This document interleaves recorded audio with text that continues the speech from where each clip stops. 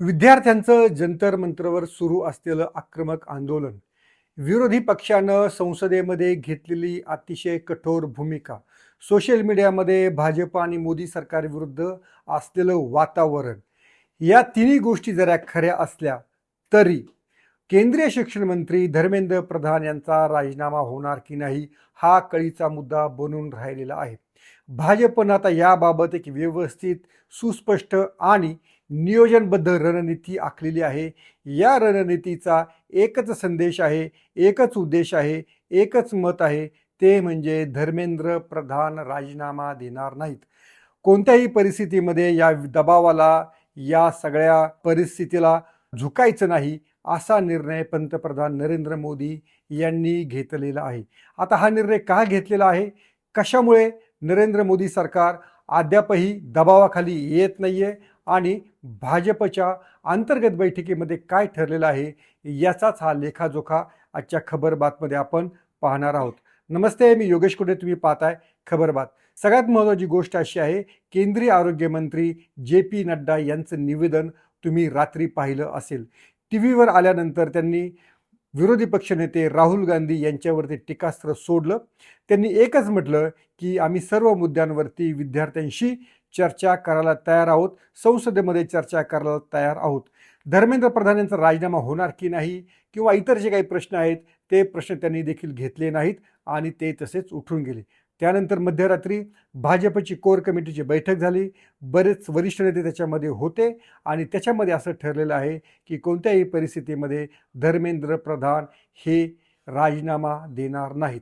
आतापर्यंत 2014 ते 2026 12 वर्षांचा कालावधी झालेला आहे. या 12 वर्षांच्या कालावधीमध्ये माझ्या माहितीनुसार मोदी मंत्रिमंडळामध्ये असा राजीनामा झालेला एकच मंत्री आहे. त्या व्यक्तीचं नाव म्हणजे MJ अकबर. त्यांच्यावरती मी टू म्हणजे महिलांच्या लैंगिक शोषणाविषयीचे आरोप झालेले होते. त्यांनाच असं पद सोडावं लागलं होतं. तेव्हा मोठा दबाव होता. मात्र इतर वेळेस कोणत्याही दबावाला मोदी झुकलेले नाही. म्हणजे कारण क्रमांक 1 तुमच्या लक्षात आलं का, की मोदी हे दबावानुसार कार्यशैली अवलंबत नाहीत. मोदी कोणत्याही दबावासमोर झुकत नाहीत. दबाव जर आला तर त्याच्या विरुद्ध कृती मोदी करतात. हे त्यांचं आत्तापर्यंत सगळ्यात मोठं असं शस्त्र राहिलेलं आहे. तुम्ही माझ्यावर दबाव टाकणार तर मी तुमचं ऐकणार नाही, मी तुमच्यानुसार वागणार नाही, तुमच्या म्हणण्यानुसार निर्णय घेणार नाही. आमचं सरकार म्हणजे मनमोहन सिंगाचं सरकार नाही आहे की ज्या ठिकाणी भ्रष्टाचाराचे आरोप झाले की लगेच मंत्र्यांचे राजीनामे घ्यायचे. ही भाजपची भूमिका नाही. त्यामुळं कारण क्रमांक 1, मोदी दबावासमोर झुकणार नाहीत. कारण क्रमांक 2, धर्मेंद्र प्रधान यांचं चुकलेलंच नाही असंच भाजपला आजही वाटत आहे. भाजपच्या म्हणण्यानुसार हे जे सगळं नीट पेपर फुटी झाली त्याच्या विरोधात धर्मेंद्र प्रधान यांनी नंतर सारी यंत्रणा दुरुस्ती केलेली आहे, परत परीक्षा घेतलेली आहे, सर्व आरोपींना पकडलेलं आहे. या आरोपींच्या विरोधामध्ये फास्ट ट्रॅकमध्ये जाण्याचा निर्णय घेतलेला आहे. मग इतकं चांगलं काम धर्मेंद्र प्रधान यांनी केलेलं आहे तर त्यांनी न केलेल्या चुकीची शिक्षा द्यायला नको. जर असं आपण कोणाच्या आरोपावर, कोणाच्या आंदोलनानुसार जर मंत्र्यांचे राजीनामा घ्यावं लागलो तर एक कठोर प्रशासक किंवा एक आक्रमक नेता म्हणून मोदींची जी छबी आहे तिला तडा जाऊ शकतो आणि याच कारणामुळे धर्मेंद्र प्रधान यांचा राजीनामा होत नाही. कारण क्रमांक 3, राहुल गांधी यांनी जे पंतप्रधान नरेंद्र मोदी यांच्या लोककल्याण मार्गासमोर जे आंदोलन केलेलं होतं तेच घटनाबाह्य होतं. ही जी घटनाबाह्य खेळी राहुल गांधींनी केलेली आहे त्याचं चोख उत्तर दिलं पाहिजे आणि त्या खेळीसमोर आपण झुकता कामा नये असा देखील मतप्रवाह भाजपमध्ये आहे. त्यामुळं राहुल गांधींनी जे काही आंदोलन केलेलं आहे त्याला तोडीस तोड प्रत्युत्तर द्यायचं म्हणून आता काँग्रेसच्या सर्व शहरांच्या कार्यालयासमोर, जिल्हा कार्यालयासमोर भाजपनं आंदोलन करण्याची भूमिका घेतलेली आहे. म्हणजे तुम्ही जे काही कराल आम्ही नेत्याच्या घरासमोर तसंच आम्ही तुमच्या कार्यालयासमोर देखील करू असा पवित्र आता भाजपनं घेतलेला आहे. कारण क्रमांक 4, विरोधकांचं म्हणणं ऐकायचं नाही. विरोधकांनी संसदेमध्ये मागणी केलेली आहे राजीनाम्याची, ती आम्ही ऐकणार नाही. विरोधकांनी चर्चेची मागणी केली त्याला आम्ही तयार आहोत, पण आमच्या अटीवरती. तुम्ही सांगाल त्या अटी आम्ही ऐकणार नाहीत.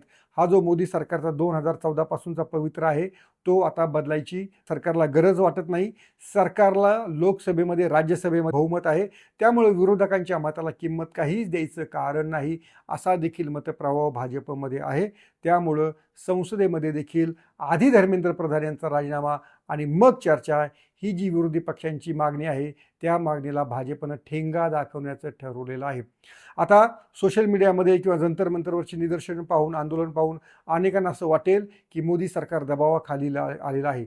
पण मोदी सरकार दबावाखाली येत नाही. मोदी सरकार दबाव आलं की दुप्पट उसळून त्याच्या विरोधात काम करू लागतं.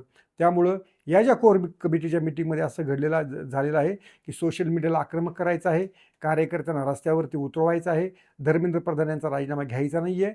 काँग्रेस किंवा विरोधी पक्ष ज्या काही खेळ्या करतायत त्याला जशाच तसं उत्तर द्यायचं आहे. त्यामुळं ज्यांना असं वाटत आहे की आमच्या आंदोलनामुळं, आमच्या निदर्शनामुळं धर्मेंद्र प्रधान राजीनामा देतील, पण हा भाजप आहे, हे युपीचं सरकार नाही, इथं राजीनामे होत नाहीत. हेच संरक्षण मंत्री राजनाथ सिंग यांनी काही महिन्यांपूर्वी मीडियाशी बोलताना सांगितलेलं होतं आणि त्याच भूमिकेवर भाजपही आजही ठाम आहे. आंदोलनाला जवळपास 25 दिवस होत आहेत, पण भाजप झुकायला तयार नाही. झुकणं म्हणजे अपमान, झुकणं म्हणजे समोरच्याचं महत्त्व मान्य करणं, झुकणं म्हणजे आपल्या प्रतिष्ठेला तडा, अशी भाजपची भूमिका झालेली आहे. आणि मोदीसारख्या शक्तिमान नेत्यानं झुकणं म्हणजे भाजपसाठी तो मोठाच अपमान आहे. त्यामुळं हे आंदोलन किती वेळ चालवायचं चालू द्या, किती दिवस त्यांना बसायचं ते बसू द्या, विरोधकांना किती दिवस गोंधळ घालायचा तो घालू द्या, पण धर्मेंद्र प्रधान राजीनामा देणार नाहीत, नाहीत, नाहीत, असंच भाजपच्या कोर कमिटीने ठरवलेलं आहे. तुम्हाला काय वाटतं? भाजपची ही आडमुठी भूमिका त्यांच्या पायावर किंवा त्यांच्या पक्षाच्या पुढच्या सगळ्या संकल्पावर दगड मारेल का? तुमचं मत सांगा आणि धर्मेंद्र प्रधान यांनी जायला हवं की नको याबाबत रोखठोकपणे मत व्यक्त करा. पाहत राहा लेट्सअप मराठी.